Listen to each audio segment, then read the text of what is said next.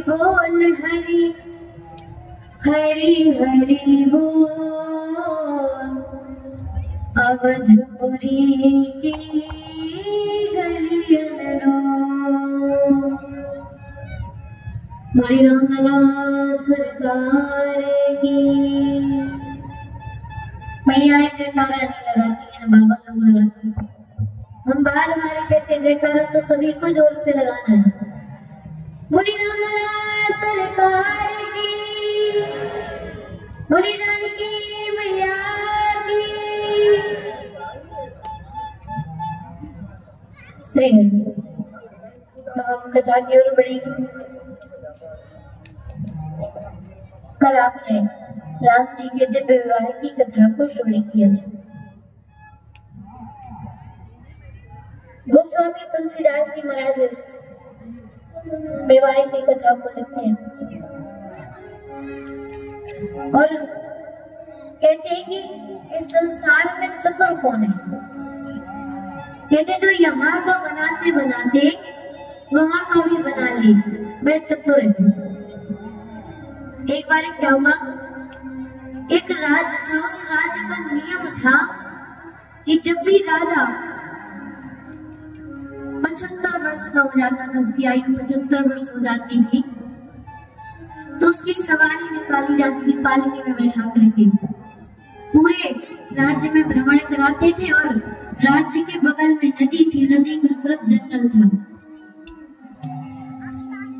और राज्य में भ्रमण कराने के बाद, सवारी निकालने के बाद जंगल के उस पार छोड़ दिया जाता था।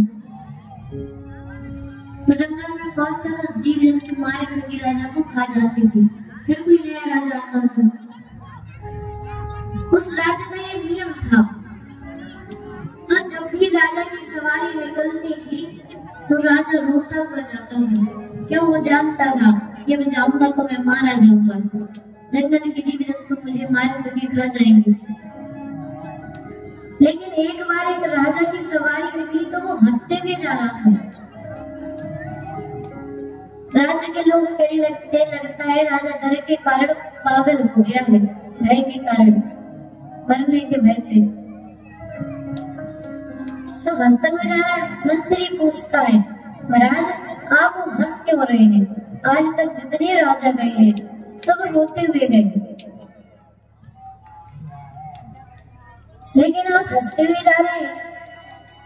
तो वह राजा कहता है कि तुम्हें क्या लगता है मैं वहां जाकर के मारा जाऊंगा?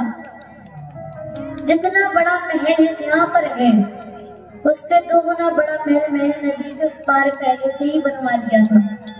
जो सुख सुविधाएं में यहाँ पर नहीं भोग सका वो वहां जाकर के भोगूंगा। तो कहते जो यहाँ का बनाते बनाते वहां का भी बना ले, वह चतुर है। गोस्वामी तुलसीदास जी महाराज कहते हैं, चतुर शिरोमणि तेरी जगमाही,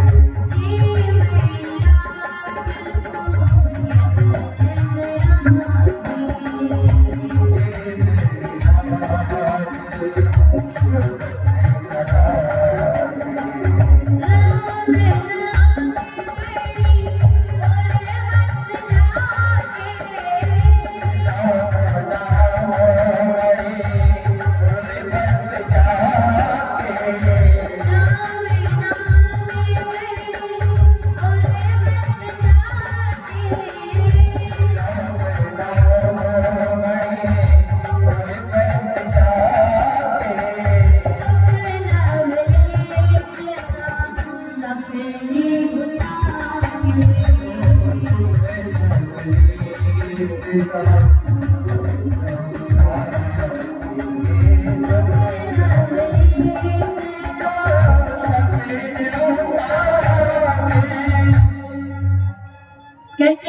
चतुर शिरोमणि तेरी जगमानी।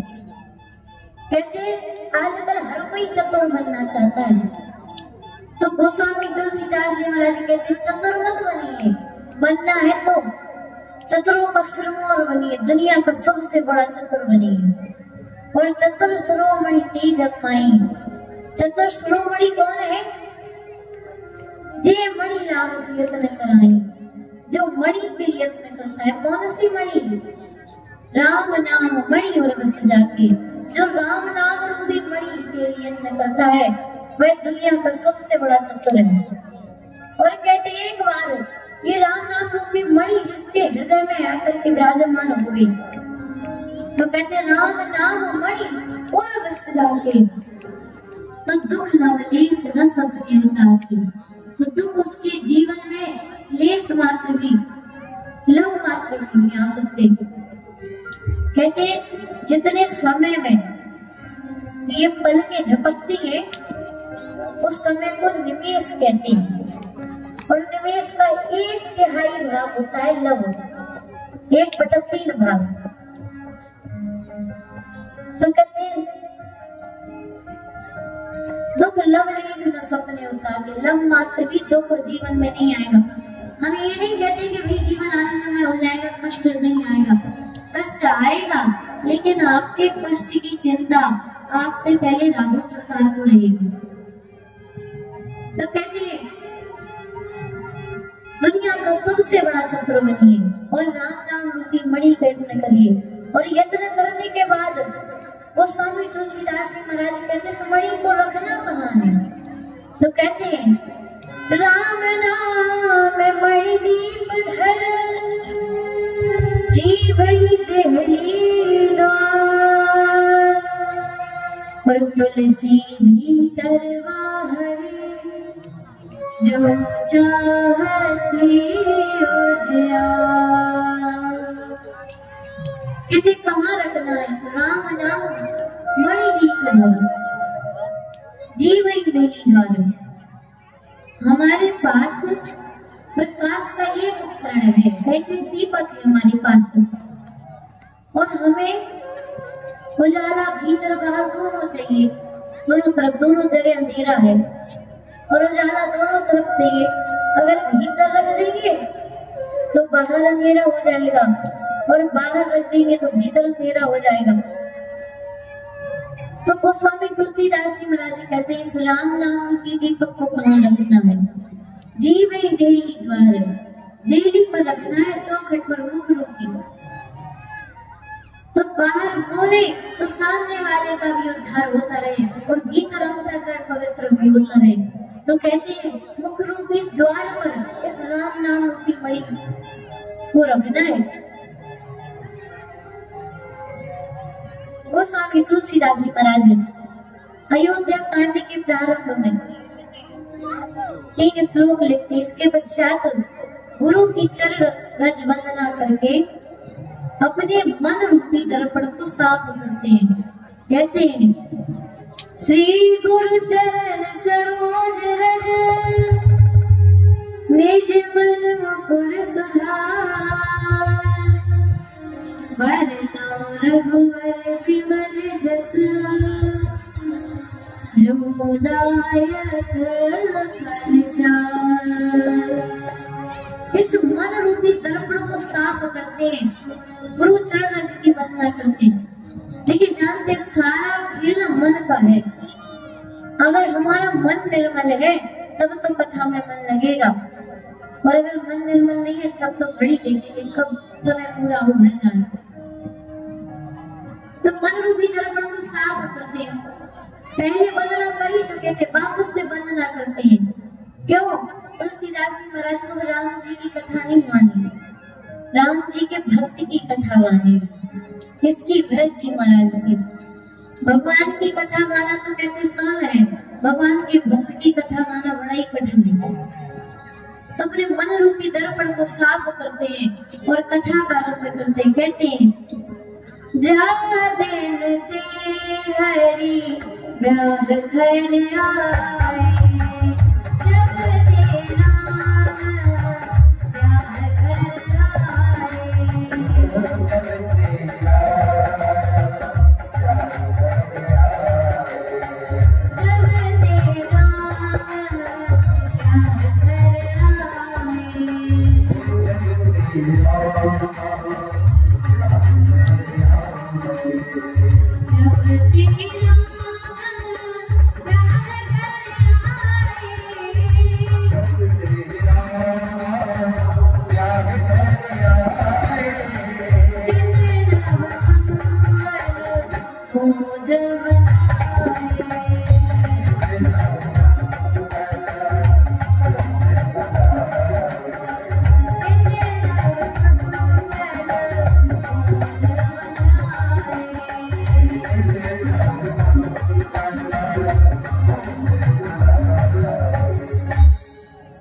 जिस दिन से राम जी विवाह करके आए हैं, नित्य अयोध्या में आनंद उत्सव हो रहे हैं और अयोध्या बस बनेंगे भवन 4 10 समुद्र वाले।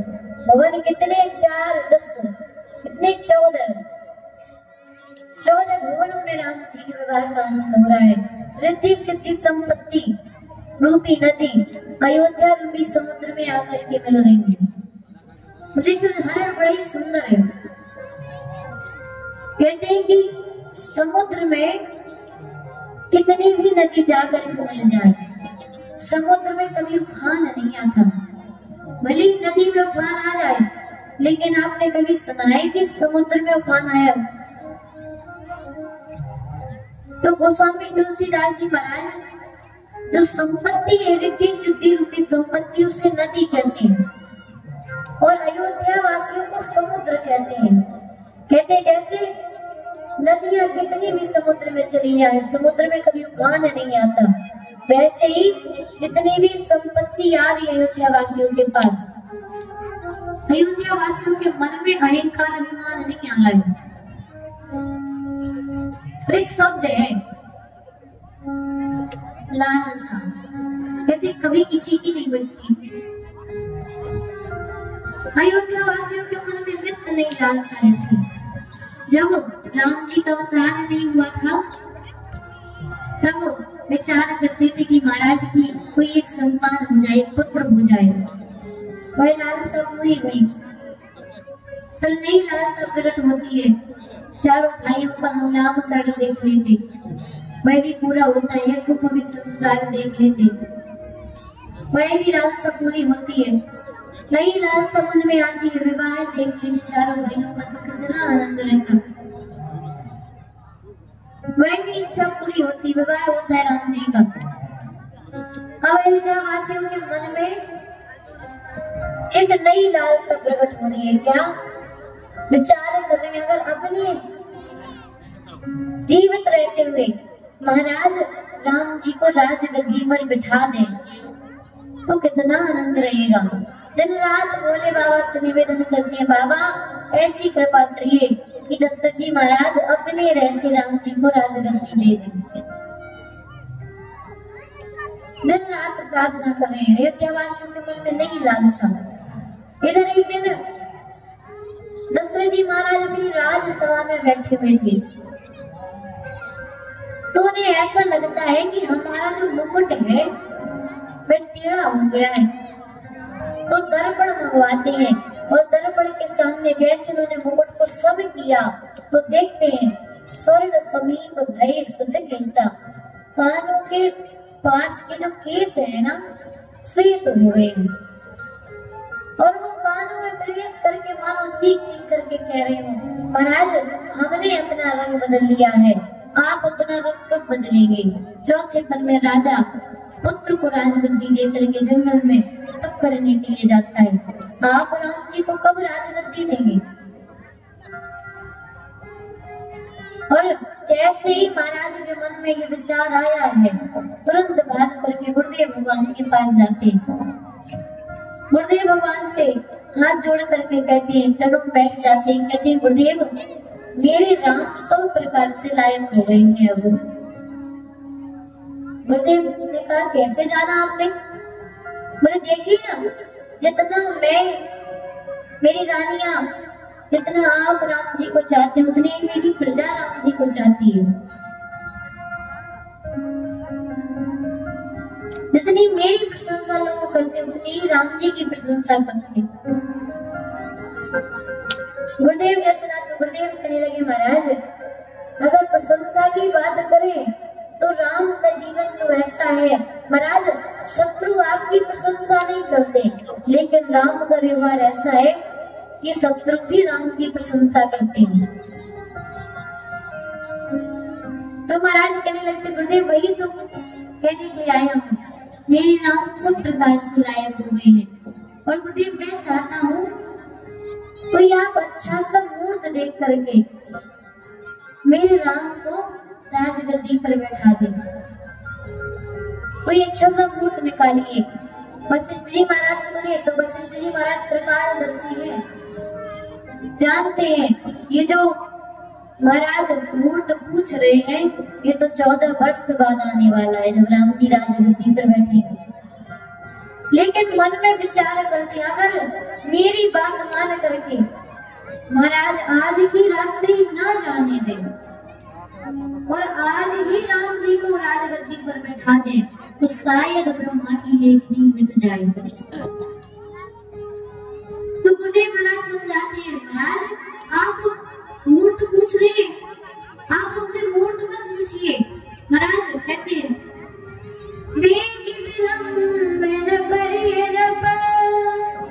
साजिए सवै समान सोदन सुमंगल तब ही जब राम होई जब राम। कहते महाराज आप विलंब मत करिए, वेग करिए, तुरंत करिए। आप मूर्त पूछ रहे हैं महाराज, जिस दिन राम जी राजगद्दी पर बैठेंगे वही सब मूर्त होगा, आपको मूर्त पूछने की आवश्यकता नहीं है। हम तो कहते महाराज आज ही बिठा दीजिए, अभी बिठा दीजिए, जान हमारे साथ चलिए, हम राम का तिलक कर देंगे, आप लोग को धारण करवा दीजिएगा।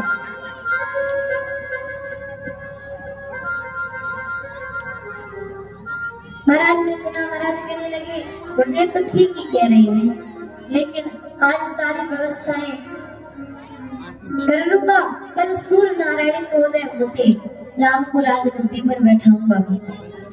रख दिया कल का समय। गुरुदेव चाह रहे थे आज अगर बैठ जाएंगे राजगद्दी पर तो ब्रह्मा जी की लेखनी मिट जाएगी, लेकिन कहते हैं चाहे लाख करूं चतुराई कर्म का लेख मिटे नहीं भाई।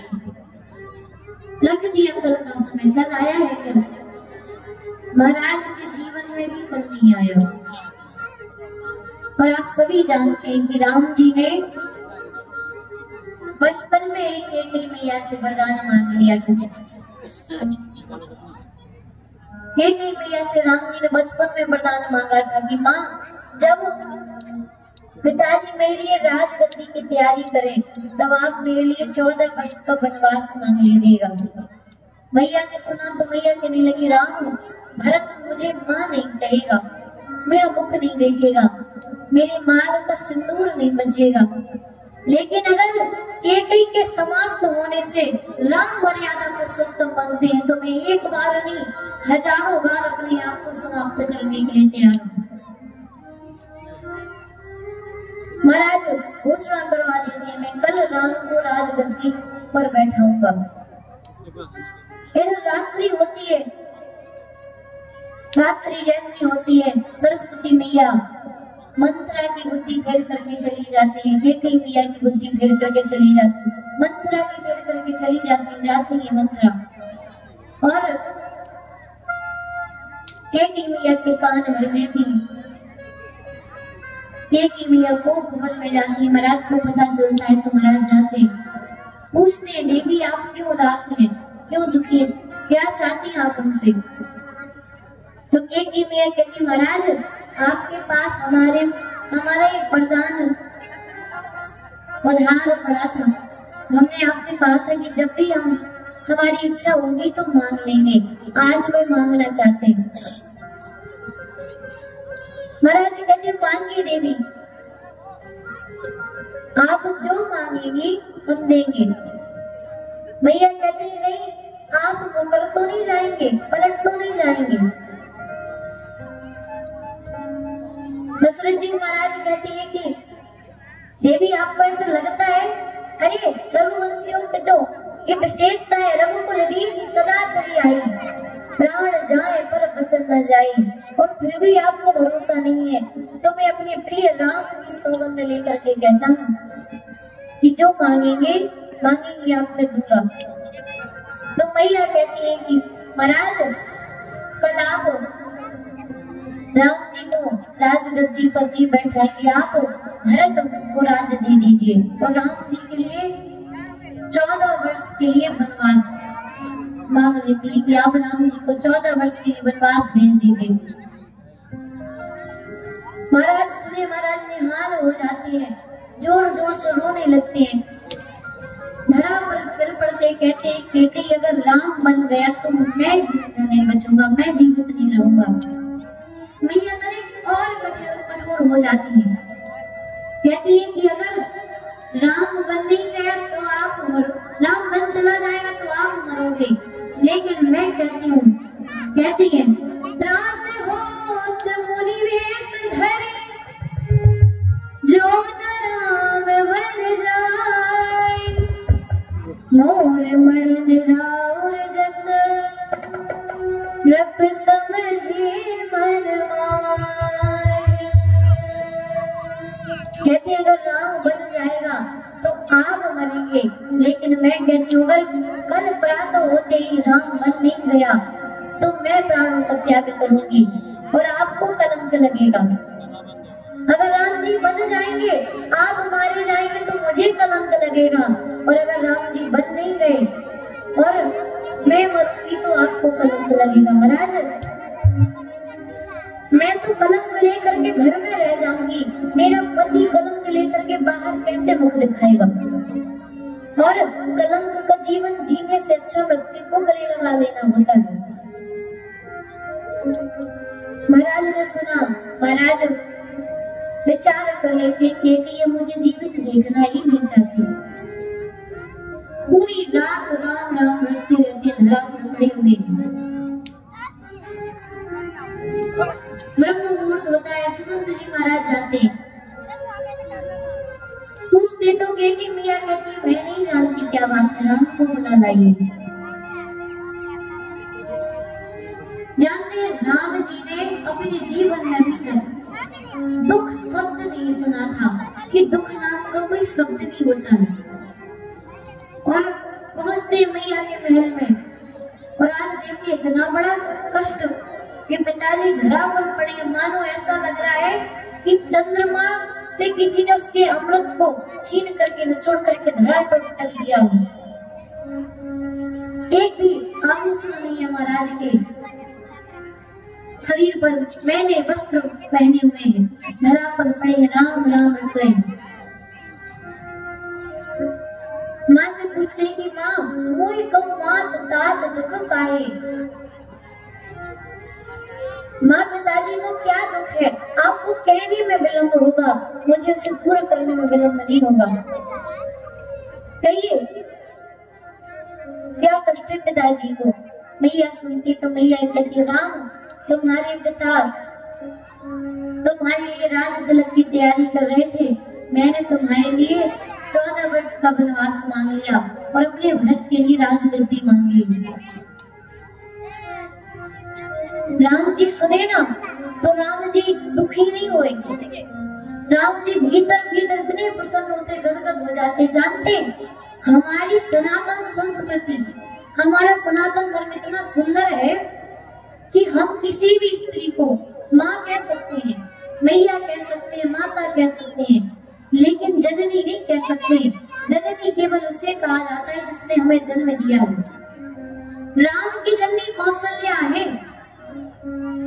लेकिन आज जब राम जी ने सुना कि कैकेयी मैया ने मेरे लिए वनवास मांग लिया, तो आज कैकेयी मैया को जननी कह करके राम जी संबोधित करते हैं। कहते हैं सुन जननी सोई सुत बड़ा भागी, जो पिता मात चरण अनुरागी। माँ जननी सुन वह पुत्र बड़ा भागी है जो माता पिता के चरणों में वचनों में अनुराग रखता है, माता पिता की आज्ञा का पालन करता है।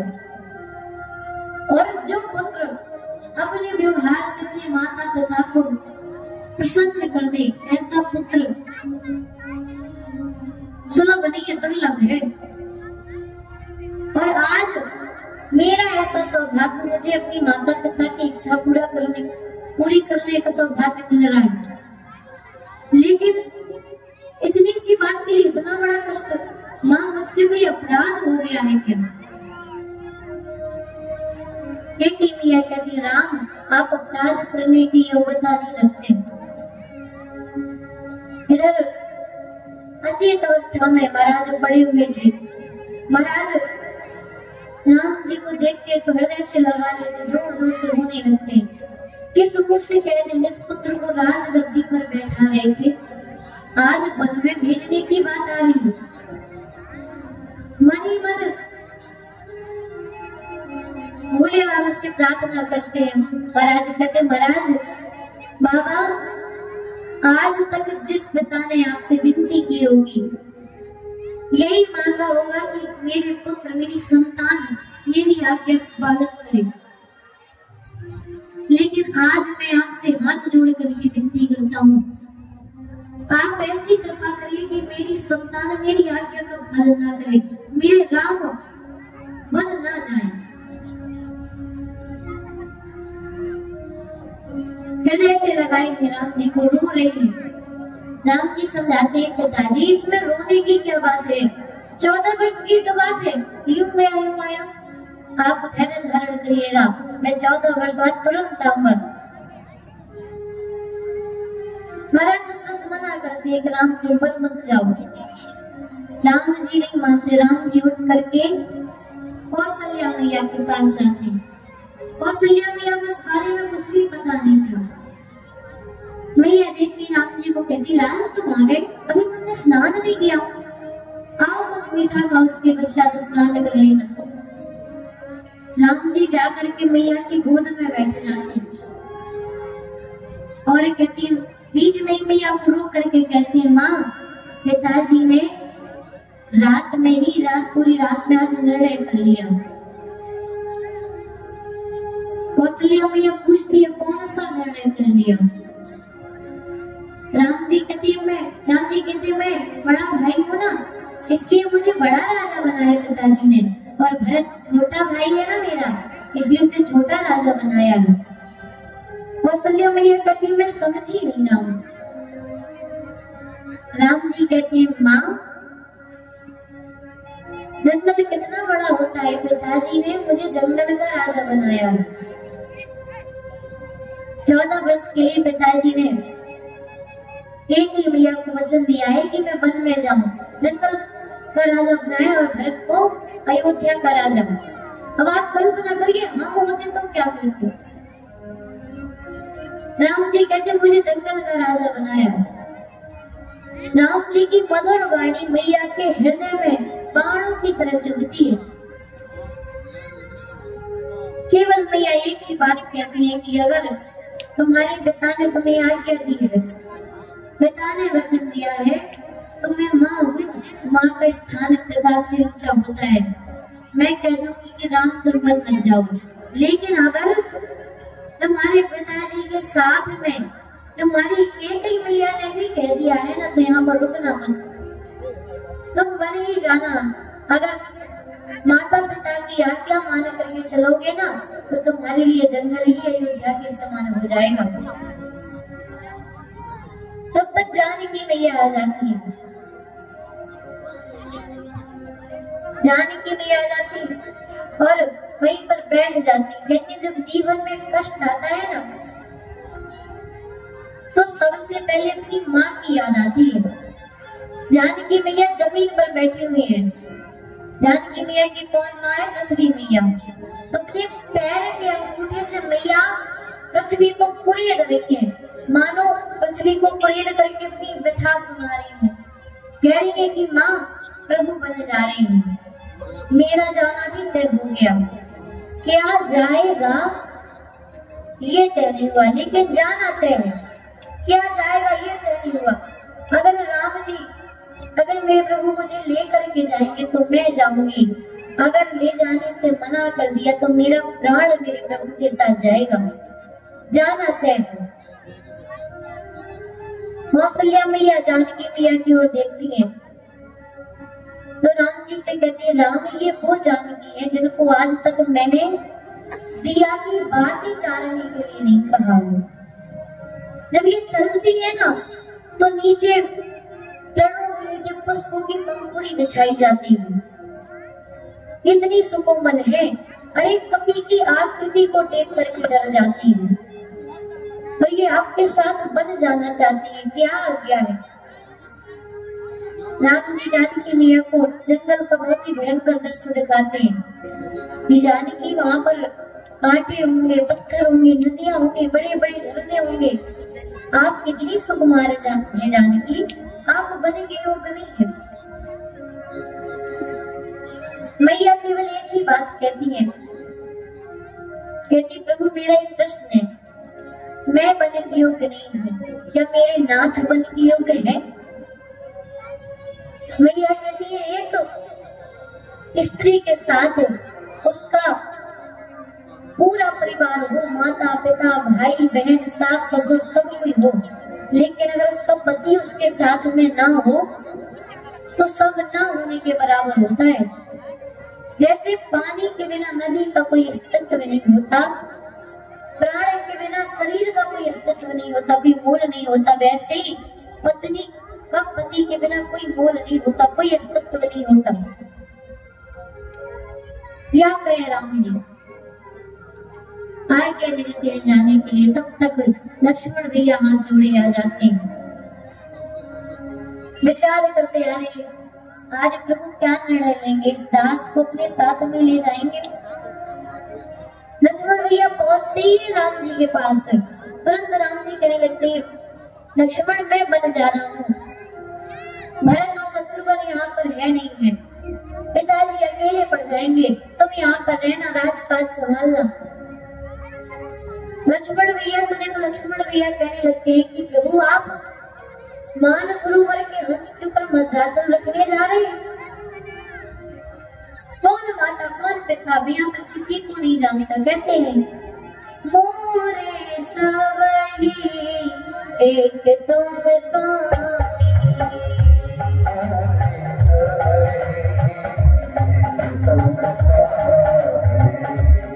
मोरे सवही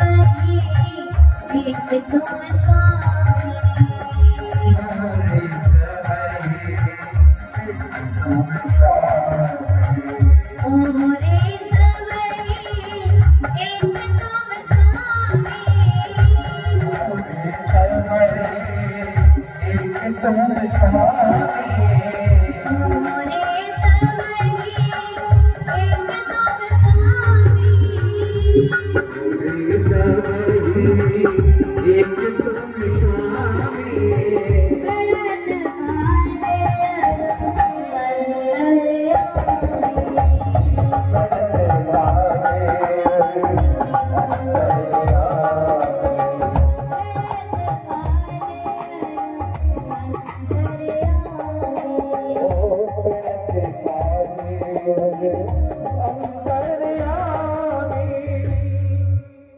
लक्ष्मण भैया कहते हैं मैं यहाँ पर किसी को नहीं जानता आपके अलावा, कौन माता कौन पिता, मैं तो केवल आपको जानता हूँ। मना कर देते लक्ष्मण भैया, मैं यहाँ पर नहीं रहूंगा, मैं आपके साथ में चलूंगा। राम जी सुनते तो राम जी कहते हैं ऐसे हम नहीं कह सकते, जाइए पहले सुमित्रा मैया से आज्ञा लेकर के आइए। लक्ष्मण भैया चल पड़ते, विचार करते हैं अगर आज्ञा मांगने गया और कहीं मैया ने मना कर दिया तो आज्ञा मान करके रुकना पड़ेगा। तो विचार करते हैं आज्ञा ना मांगी जाए, सूचना दे दी जाए। तो लक्ष्मण भैया सुमित्रा मैया के पास जाते हैं और ये नहीं पूछते कि माँ भैया बन जा रहे, मैं जाऊं कि नहीं जाऊं, जाकर के कहते माँ भैया बन जा रहे हैं, मैं भी जा रहा हूँ, बताने के लिए आया था। इतना कह करके जाने लगते हैं। मैया रोकती है, लक्ष्मण भैया को रोकती, कहते हैं रुको इधर आओ, जा रहे हो? लक्ष्मण भैया कहते हैं हाँ हाँ भैया अयोध्या को छोड़ करके मन जा रहे हैं, मैं भी जा रहा हूँ, बताने के लिए आया था। सुमित्रा मैया कहने लगती है तुम झूठ बोल रहे हो, राम अयोध्या को छोड़ करके जा ही नहीं सकते, लक्ष्मण भैया कहते हैं माँ भैया जा रहे हैं। मैया कहती तुम्हें क्या लगता है अयोध्या से राम है? कहती अयोध्या से राम नहीं है, राम से अयोध्या है। राम जहाँ पर जाएंगे कल से वही अयोध्या हो जाएगी, और ये जो अयोध्या है ये तो बल से अंदर हो जाएगी। और कहती आज के बाद मैं तुम्हारी माँ नहीं। लक्ष्मण भैया कहने लगे भैया छोड़ करके जा रहा हूँ तो माँ कहने का भी अधिकार ले रही हूँ। सुमित्रा भैया कहने लगती है कि मैं सच में तुम्हारी माँ नहीं। तो लक्ष्मण भैया पूछते हैं कि फिर कौन मेरी माँ है? तो सुमित्रा मैया कहती है तात तुम्हारी मात वह देगी, आज के बाद तुम्हारी माता जनक नंदिनी जानकी मैया है। लक्ष्मण भैया कहते अच्छा तो फिर पिता कौन है? तो कहती पिता राम सब भांति सने हूँ, आज से राम जी तुम्हारे पिता हैं। और लक्ष्मण तुमने मेरी कोप को धन्य कर दिया जन्म लेकर के। कहते हैं पुत्रवती जुगती जग सोई,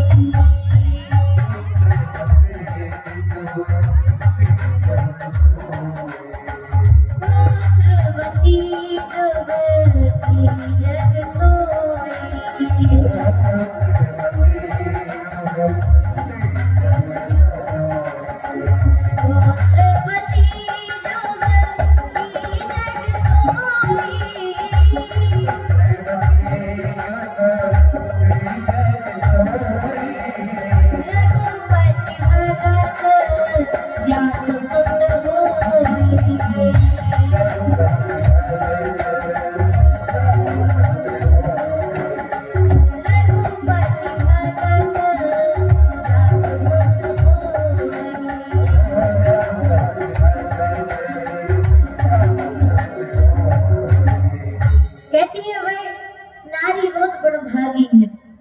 जिसका पुत्र राम जी का भक्त हो गया, और तुमने आज मेरी कोप को धन्य कर दिया लक्ष्मण।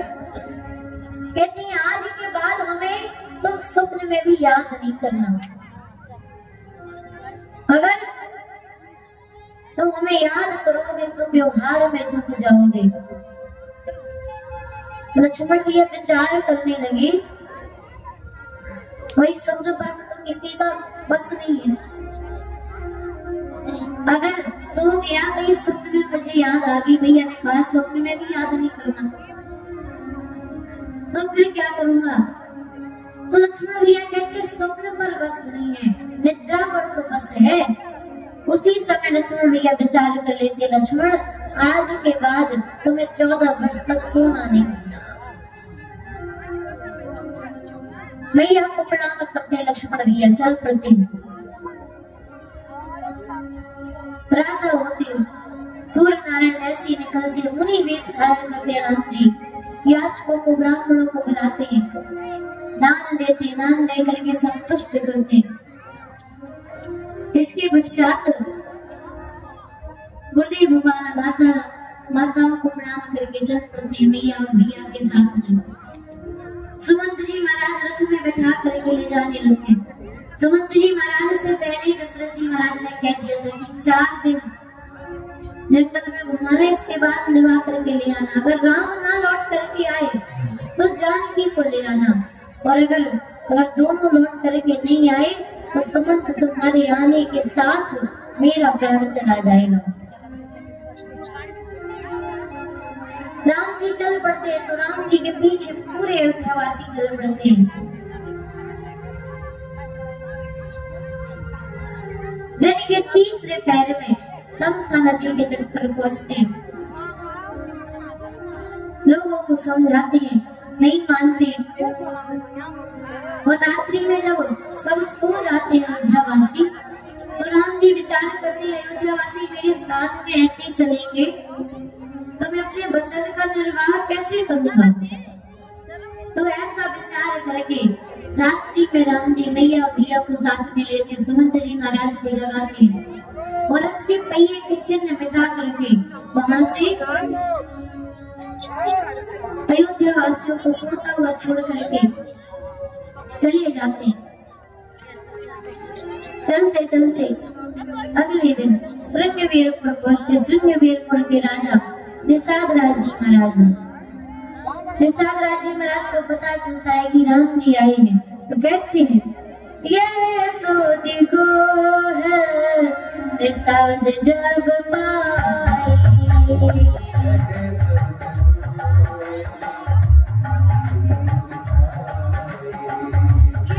सोदी को है निषाद जब पाई,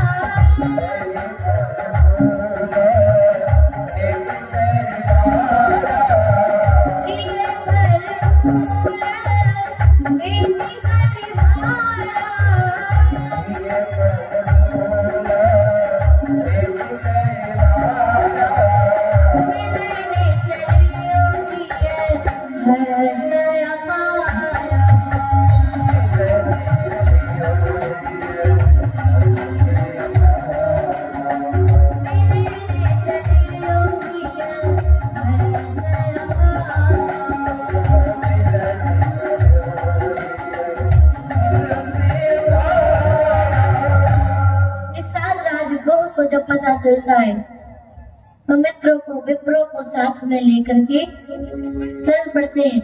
हाथों में भेंट के लिए फल फूल आदि ले लेते हैं। राम जी के पास पहुंचते हैं, पता चलता है यहाँ के राजा हैं। हृदय से लगा लेते, राम जी मित्र बना लिया। निषाद राज को कहते प्रभु आपको 14 वर्ष अयोध्या से बाहर ही रहना है ना, आप मेरे गांव में आके रह जाइए। राम जी कहने लगते हैं कि मित्र मैं किसी नगर गांव में प्रवेश नहीं कर सकता, किसी धातु को स्पर्श नहीं कर सकता, उदासीन बनते। तो नगर के बाहर ही एक शीशम के वृक्ष के नीचे उषा की चटाई बिछा देते हैं।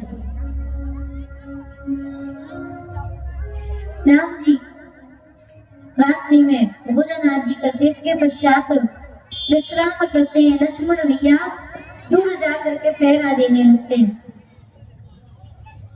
पहरा देने लगते हैं और निषाद राज जी महाराज राम जी को उषा की चटाई पर सोया हुआ देखते हैं ना, तो जोर जोर से लगे रोने और केकई मियां को दोष देने लगते हैं कि महारानी केकई ने ठीक नहीं किया राम जी के साथ। लक्ष्मण भैया सुने कि बाहर का व्यक्ति मेरी माँ को दोष दे रहा है। जानते रिश्तों में खटास कब उत्पन्न होती है, जब दो लोगों के बीच में तीसरा कोई बाहर का बोलने लगे और हम सुनने लगे, तो फिर रिश्ता समाप्त। लक्ष्मण भैया ने सुना कि बाहर का व्यक्ति मेरी माँ को दोष दे रहा है, तुरंत बुलाते हैं, बोले इधर आओ, क्यों रो रहे हो? निषाद राज जी महाराज कहने लगते हैं राम जी को बड़ा दुख है। लक्ष्मण भैया कहने लगे जिसको दुख होता है उसको नींद आती है क्या? निषाद राज जी कहने लगे नहीं आती। लक्ष्मण भैया कहने लगे राम जी को देखिए कितने प्रेम से सो रही है, आपको उन्हें देख करके लगता है उन्हें कष्ट है। लक्ष्मण भैया कहते हैं आपको पता है सुख दुख कौन देता है? निषाद राज जी महाराज कहने लगते हैं महाराज हमें नहीं पता, आप बताइए कौन देता है? तो लक्ष्मण भैया कहते हैं काहू न को सुख दुख करना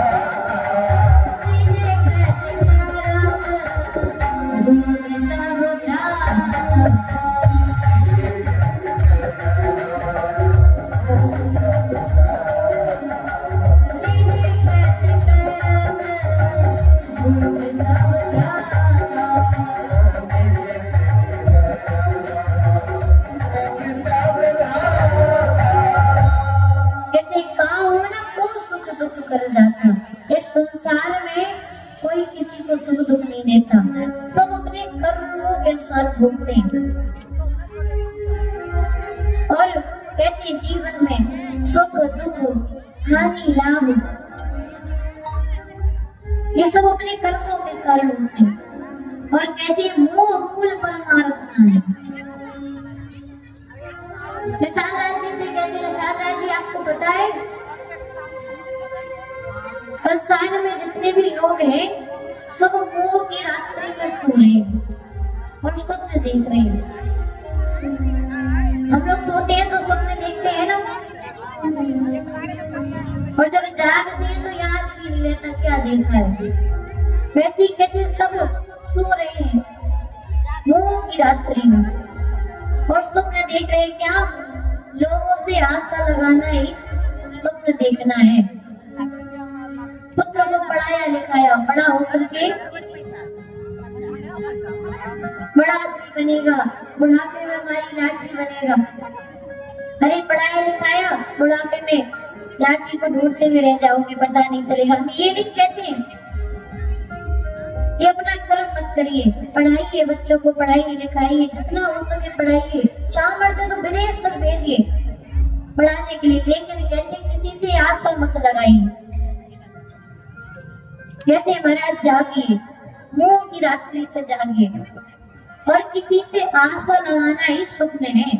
और एक बड़ा ही अच्छा भाव है, कहते हैं किस धुन में बैठा बावरे, किस मद में मस्ताना है, सोने वाले जाग जाओ, संसार मुसाफिर खाना है, सोने वाले